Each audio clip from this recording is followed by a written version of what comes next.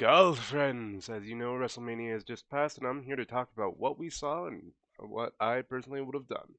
Let's book it. Up first, we've got oh, John Theory versus John Theory, Austin Theory versus John Cena. The first match of WrestleMania 39, opener for night one, WrestleMania Saturday. I, going into this fight, did not have a whole lot of expectations, but it ultimately ended probably the best way they could have, with Theory going over Cena. For several reasons, this is probably the best approach. The biggest one is Cena's a part timer anymore, wrestling maybe one match a year. If this was this year's match, then I'm glad Theory won. Honestly, not a whole lot I would change about this match, if anything at all. Next matchup, we have Strowman and Ricochet versus the Street Profits versus the Alpha Academy versus the Viking Raiders. Fatal four-way tag matches are few and far between in the WWE, so something like this is special. My pick to win was actually the Street Profits, building potentially towards challenging the Usos for the Undisputed Tag matches, or Tag Championship, sorry. The only thing I really wished for during this match would have been some crazier spots. I mean, you put someone like, uh, I can't remember his name right now, member of the Street Profits, the one from the Elimination Chamber that dove off the stage. Put him in a match like this, especially against someone like Ricochet, you're gonna have some pretty crazy spots. But I really feel like they didn't let them go as well as they could have. Things should get crazy when there's 8 people in the ring like this. This was one of the sleeper matches, probably of night one easily. Go get snacks during this one. Ultimately, I wouldn't really change the result either. Next match we have, oh boy, this one. It's been all over social media already, but Logan Paul. I have a very special relationship with the Paul brother. I used to be big fans of them until everything came crashing down on their popularity. But that's not why we're here. So I'm not going to get into that. Admittedly, this match was probably one of my favorites of the night. Good spots, a celebrity cameo from KSI. It was great.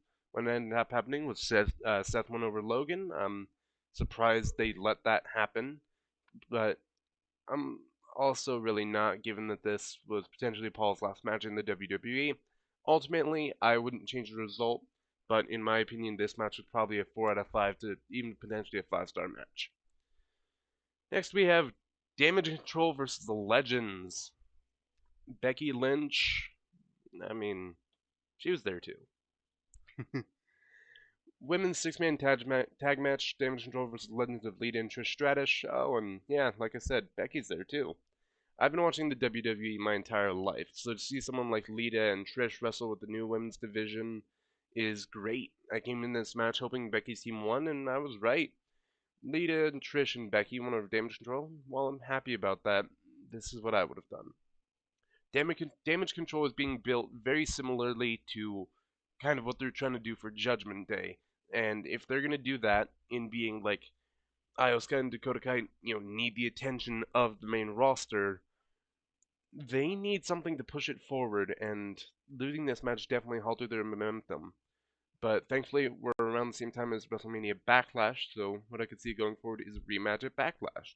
But in this match, I would have had Damage Control go over Legends of Lita and Trish, and then maybe have Lita and Trish win the rematch at Backlash, if they even wanted to do that. Next up, we have Rey Mysterio versus his son Dominic. Oh boy. Honestly, I was really excited for this one. I apologize, guys. I'm a little sniffly. This match is probably the biggest of Dominic's career right now. Fighting his dad at WrestleMania could absolutely push Dominic's heel career to the moon. Overall, in the match, this had to be my second favorite of the night, if not my absolute favorite. Dominic's entrance from the corrections van was honestly pretty funny, but his ring gear was on point during the entrance. Going forward, I would absolutely keep the entrance of being let out by the correctional officers. It works surprisingly well for him. And of course, Rey's homage to Eddie coming out in the lowrider to Latino Heat before Rey's music kicked in was absolutely perfect. The match itself was perfect for the rivalry, keeping Aaliyah and Rey's wife involved in it to a point. We ended up winning the match, which is wonderful for the story, and we'll definitely be seeing more of this at Backlash.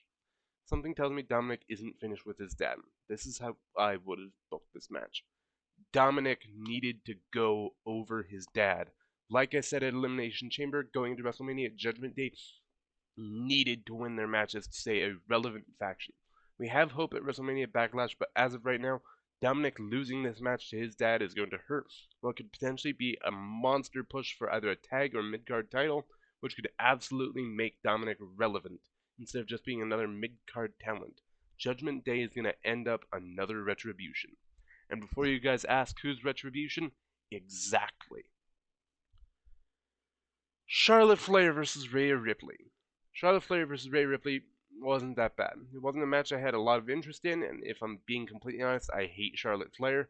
To me, Charlotte Flair is the definition of a Nepo baby. She is only a 15 times women's champion because she's Charlotte Flair. Most of her championship reigns have been interim just to keep her happy and from going to other promotions like her husband, Andre El Idolo, previously known as Andrade Sin Almas in the WWE. Enough about her, though. Rhea went over in the match, which I absolutely would not change, especially after the fight that went on in the match. It's also a bonus for Judgment Day for Mommy to have the title. The Miz versus Pat McAfee. I actually don't have a splash card for this because it was an impromptu match, if we can even call it a match. I wasn't even sure if I should cover it here. Wasn't that good. Took like 3 minutes, and Pat McAfee went over the Miz, which all in all isn't that surprising, given that the Miz. I'm sorry. Given that the Miz is a comic relief character, if I'm being completely honest, I want to see the Miz give an actual push for a title, even if it's just to go back to the Intercontinental title or the U.S. title. I want to see the Miz have an actual push. The main event match of Night 1 WrestleMania Saturday, the Undisputed Tag Match. Main event of WrestleMania Saturday, the Usos versus Sami Zayn, is a much better match than what happened about 5 minutes ago at this point, with The Miz versus Pat McAfee. Going into this match, I was hoping for Zayn and Owens to finally beat the Usos, and well enough they did, but this match was bad. For being the main event of WrestleMania, I hear people say that Superkick is overused and overpushed. During this match, I counted at least 25 Superkicks in the span of 15 minutes. Think about those numbers. Almost 2 Superkicks every minute in a match that was probably about 30 minutes. And I didn't even count all the Superkicks. Here's what I would change.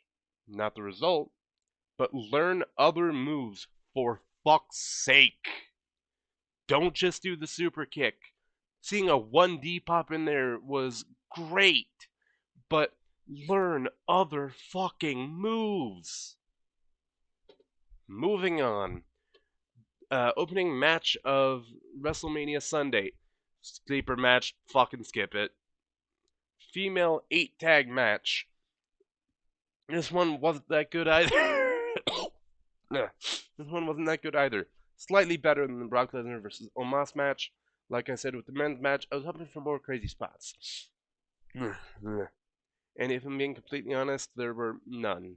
In fact, I think there was less crazy spots here than there was during the men's match. The match ended when Rousey locked in the armbar after everybody got thrown into everybody else. Not the worst of the night, but not the best. The triple threat match from Gunther versus Sheamus versus Drew McIntyre. This match was actually built pretty well. Nice good reason for it being here on the card. It was an actual wrestling match between these 3 technical wrestlers. Watching the 3 of them be 3 meaty men beating on each other, everybody's chest was red, and after seeing Gunther go over the 2 veteran wrestlers, it was good, especially knowing that he was getting this push to be something credible, instead of just being the new guy that's fed to a veteran for a title reign. Not a lot of people wanted to see that. Knowing that Gunther is about to beat the Honky Tonk Man's record means his reign is probably almost over, let's be honest.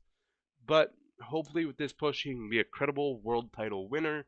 I would like to see him as undisputed WWE Universal Heavyweight Champion, or whatever the top title is going to be here in a couple months. Next up, we have Asuka versus Belair. Asuka versus Belair, in all honesty, was a really good match. A couple times made you actually believe Asuka might have been able to take the title from Bianca. It was just a solid match, and I'm also glad Bianca is continuing her legendary reign, going to what I believe is now year 2 of her title reign. I'm sure someone's going to take it soon enough, but I'm not sure what I'd honestly change this one. It was a good match. Edge versus Finn Balor. Oh boy. Let's talk about this match. If this match went on long as it was originally planned between these two, I could see Finn Balor going over Edge. However, as revealed post Night 2 early on into the Raw after WrestleMania, Finn Balor posted to social media that his head was split open and he needed stitches to make sure it healed up properly, which is why I'm assuming the match was cut about 15 minutes shorter than it was originally planned. Here's what I probably would have done had the full time been allotted. Just as Dominic needed to win his match, Finn Balor needed to go over Edge here once again to give Judgment Day that win to prove that Judgment Day needed to be a credible threat. Have him really push Edge to his limit, and even just to mock Edge even further, just to set up for a backlash match. Have Finn beat Edge with an execution or a Canadian destroyer. Even go as far as you want to beat him with a glam slam. Just give Finn the win to keep Judgment Day strong. And the final match, match number 13 of WrestleMania Goes Hollywood. Roman Reigns versus Cody Rhodes for the undisputed Universal Heavyweight Championship. What do I even say about this match? Main event of WrestleMania Night 2 and what a lot of people thought would be the end of Roman's reign.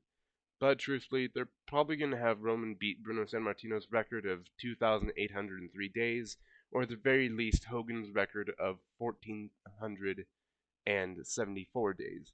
Not that I want to see it. They really made it seem like Cody was going to take the title, especially with having the Usos lose earlier in the PLE. The fall of the bloodline is here, but the tribal chief is the final boss. He's not going to go down that easily, even at the grandest stage of them all, though Cody did come close. Here's what I would have done. The match plays out as normal until the Usos show up at the very end. We have the new reigning tag teams come and rescue Cody from the Usos and chase them off just like what had happened.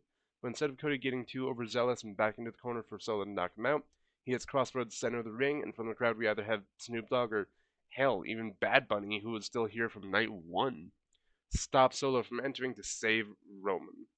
Meaning we have a nice big 1, 2, 3, and Cody's our new undisputed Universal Heavyweight Champion of the world.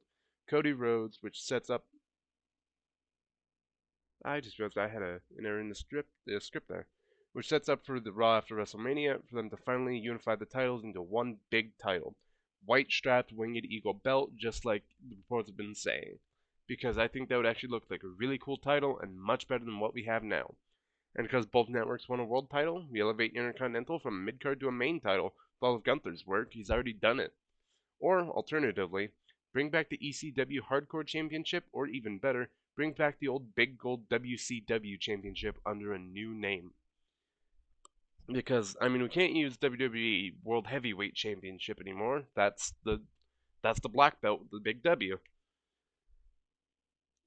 That, everyone, in a very short 15 minutes, was WrestleMania Goes Hollywood. Now, it didn't include everything. Obviously, I didn't talk about, technically the real opening match for WrestleMania Night 2, The Miz versus Shane O'Mac, where Shane tore his quad after 5 minutes. I'm a little disappointed about that. Or the in-between match like Snoop Dogg hitting the people's elbow, Didn't talk about stuff like that, but this is kind of what I would have done basically with Night 2. And I refuse to give this match right here anything further. This match should not have happened. This match should not exist. It took 3 minutes. Brock Lesnar went over Omos for whatever reason. I would have even much preferred to see Bobby Lashley versus Omos due to MVP's presence behind Omos. But this was not a good match. I have nothing to really say about it. I have nothing good to say about it even. But thank you all for listening. I hope you enjoyed this quick little 15 minutes of WrestleMania 39.